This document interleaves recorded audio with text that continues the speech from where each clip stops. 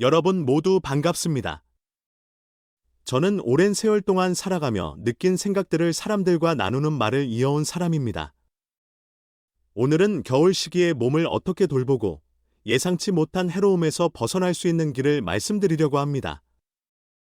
사실 겨울은 차갑고 해가 짧아 우리 몸이 더 쉽게 기온이 빠지고 골이 아파지는 때이기도 하죠. 어떤 분들은 추운 바람만 스쳐도 이제 내 몸이 다 낡았나 보다. 손발이 시리고 한번 넘어지면 큰일 난다는데 요즘 걷는 것도 두렵네?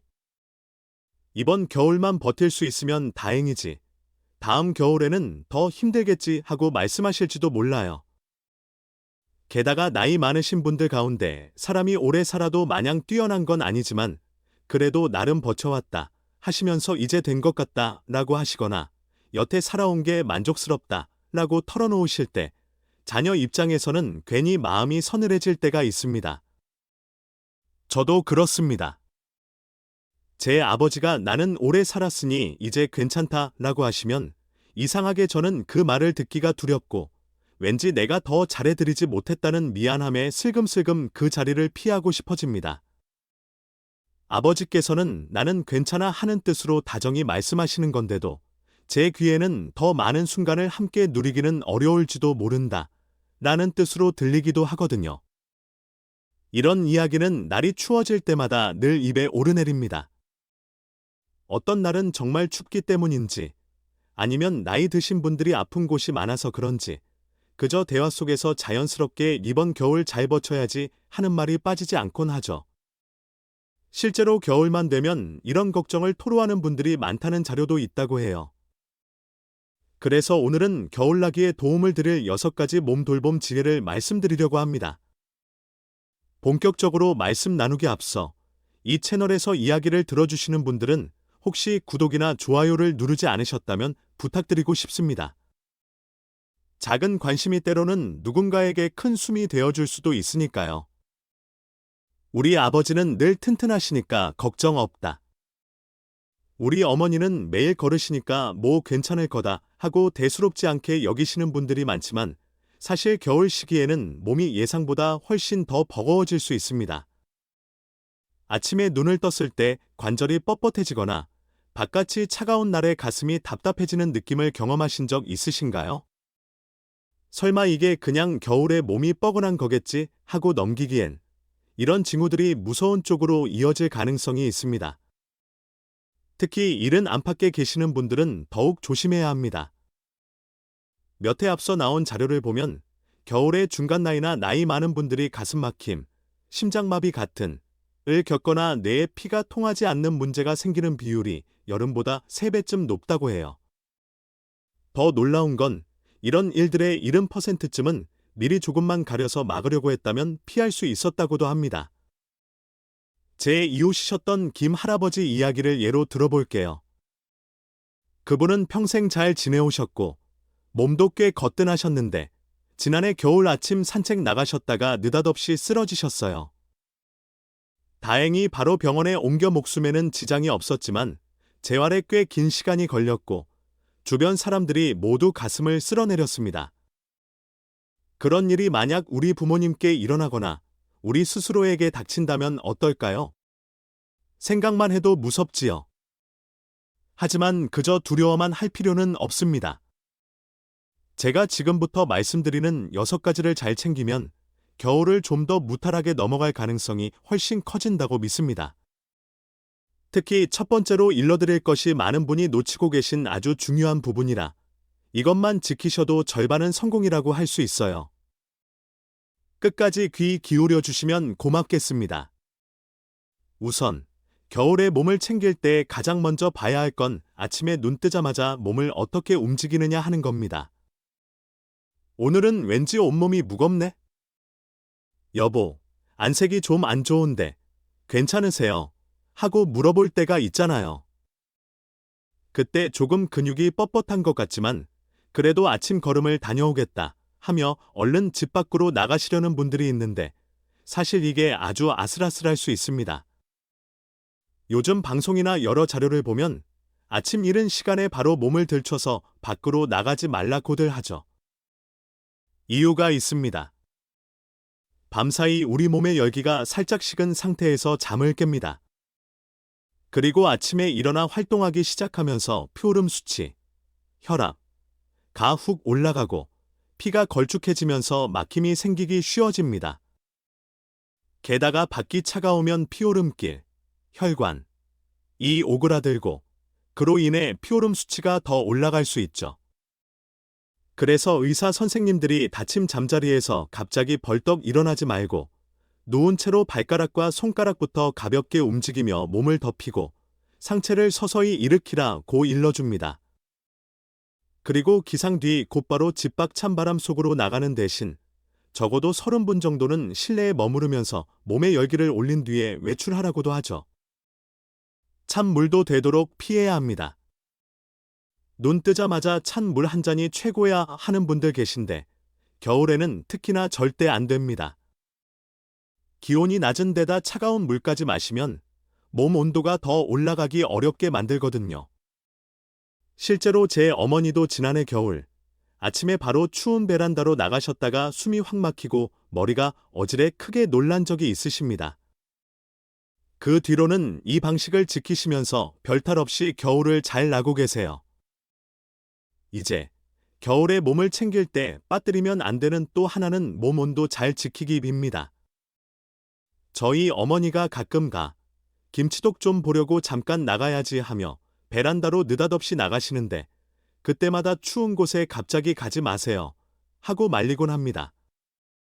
다들 아시다시피 우리 몸의 제대로 된 온도는 대략 36도 반 정도인데 거기에서 한도만 내려가도 몸을 방어하는 힘, 면역, 이 30%나 떨어진다는 보고가 있습니다.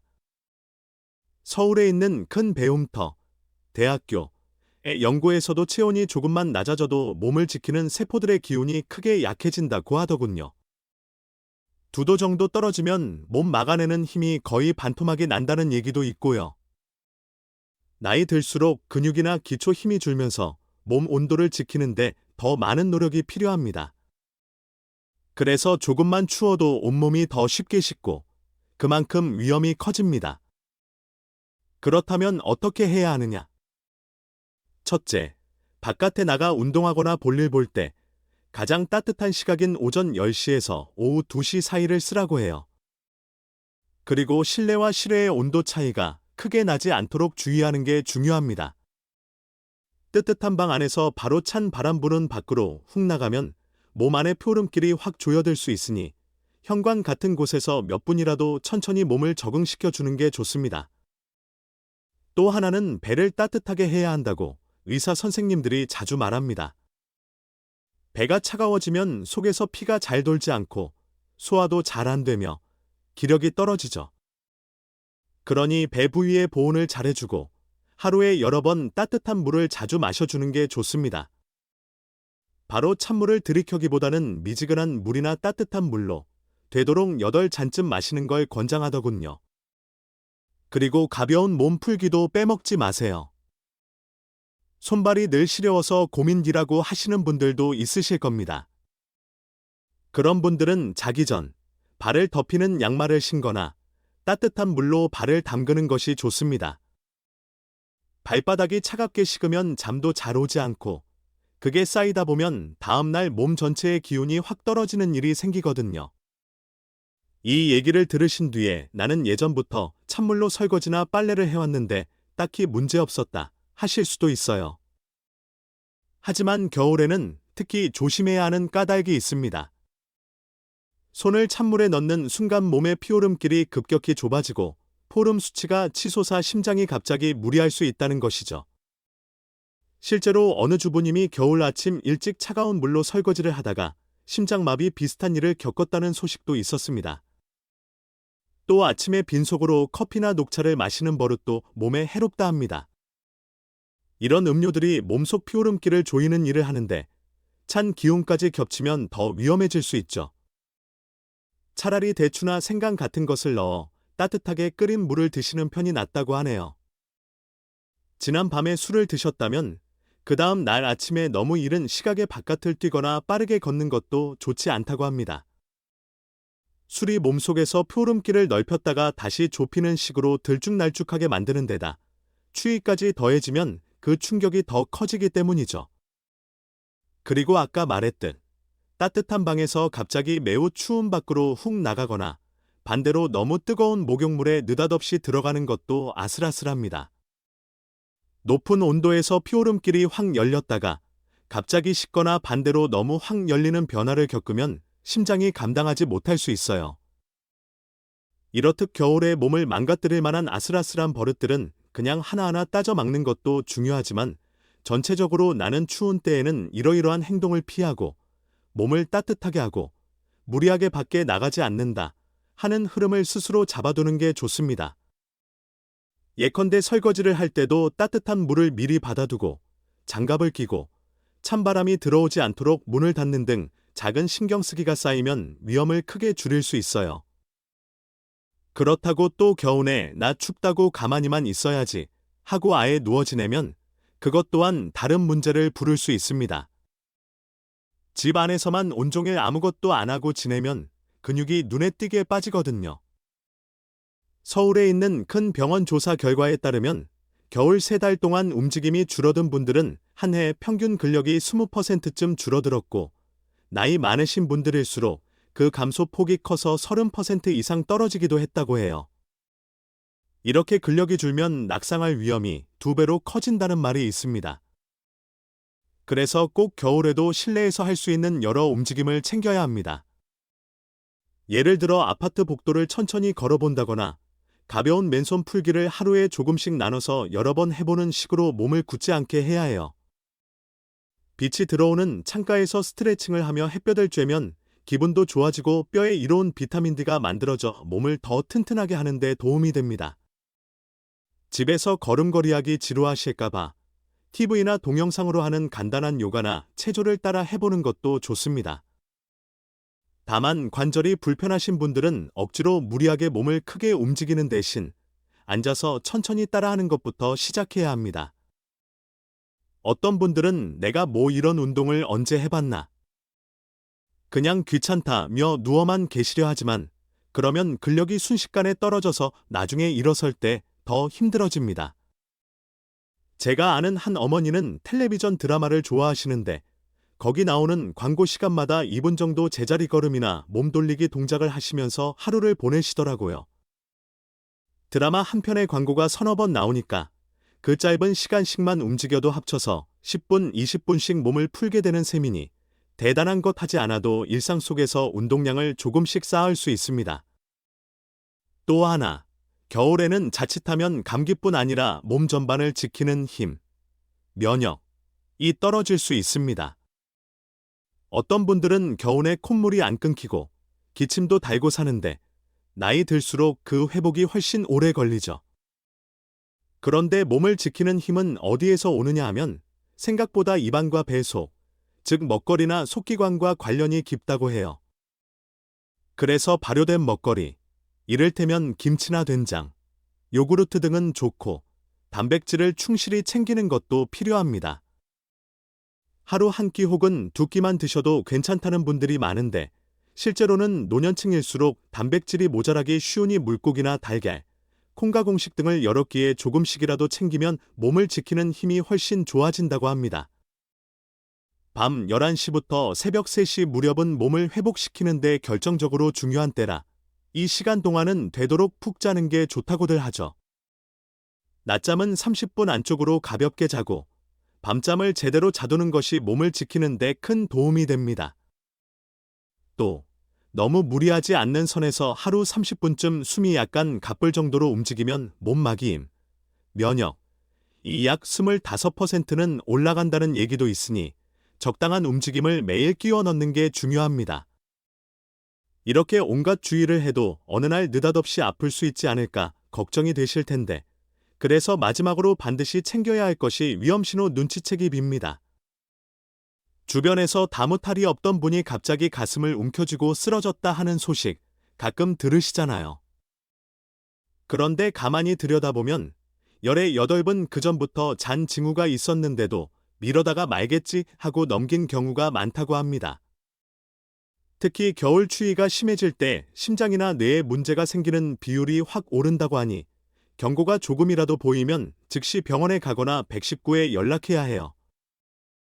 대표적인 경고로는 새벽이나 아침에 가슴이 심하게 저려온다든지, 입 주변이나 턱까지 아픔이 퍼진다든지, 걸을 때 돌연 심한 어지럼증이 생기거나, 말을 하는데 혀가 꼬이고 한쪽 팔다리에 힘이 풀리는 느낌이 잠시라도 찾아오는 경우 등이 있죠. 혹은 뒷머리가 갑자기 뻐근하고 땀이 비 오듯 쏟아지는데 쉬어도 피로가 계속 누그러지지 않는다면 이것도 그냥 지나칠 일이 아닙니다. 그럴 땐 즉시 119부터 찾으시고 빠른 시각 안에 병원 조처를 받는 게 목숨을 살리는 길이 된다고 해요. 홀로 지내시는 나이 많은 분들은 더욱 주의해야 합니다. 하루에 한 번 이상은 꼭 자녀나 친지와 전화를 해서 오늘 몸 상태는 어떻다, 이상한 느낌이 있었다 같은 얘기를 나누세요. 그리고 혹시 급한 상황이 닥쳤을 때 누구에게 연락하면 되는지 번호를 잘 보이는 곳에 붙여두거나 전화기에 저장해 두시기 바랍니다. 오늘 제가 드린 말씀을 한 줄로 요약하면 겨울에는 몸이 생각보다 훨씬 여러 면에서 위태로워지기 쉬우니 작은 습관들을 고쳐서 안전한 날들을 보내자 하는 겁니다. 한 가지만 다시 짚어볼까요? 겨울 아침에 벌떡 일어나서 차가운 바깥으로 나가는 건 정말 아찔합니다. 밤새 온몸이 식었다가 이제 막 깨어날 때는 서서히 몸의 온도를 높이고 포름 수치를 천천히 안정시킨 뒤에 움직여야 하죠. 또 집안에서는 배를 따뜻하게 하고 손발 차갑지 않게 하며 장시간 가만히 누워만 있지 않고 조금씩이라도 움직이는 시간을 꼭 만들어야 합니다.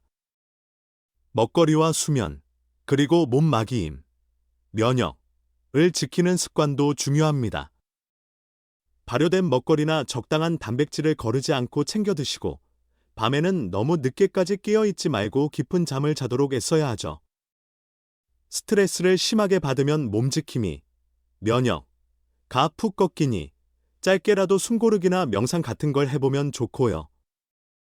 마지막으로 잊지 마셔야 할 것, 조금이라도 이거 좀 이상하다, 오늘은 왠지 심하게 돌린다 싶은 느낌이 들면 제발 나이 드니 원래 그렇지 하면서 넘기지 마세요. 초기에 바로 대응하면 회복할 길이 열리지만 골든타임, 기묘한 때를 놓치면 되돌리기 어렵습니다. 제가 앞서 말씀드린 김 할아버지도 재활을 마치고 나가시면서 내가 조금만 더 일찍 조심했더라면 이렇게까지 고생하진 않았을 텐데 이제라도 깨달았으니 다행이다 라고 하셨어요. 할아버지처럼 한 차례 아픈 일을 겪고 나서야 배움이 오는 경우가 많은데 여러분께서는 그런 힘든 일 겪지 않고도 미리 대비하시길 바랍니다. 몸 돌보는 지혜는 결코 대단하거나 복잡한 게 아니라 작은 습관 하나씩 점검하고 이걸 새롭게 바꿔나가는 데서 비롯됩니다.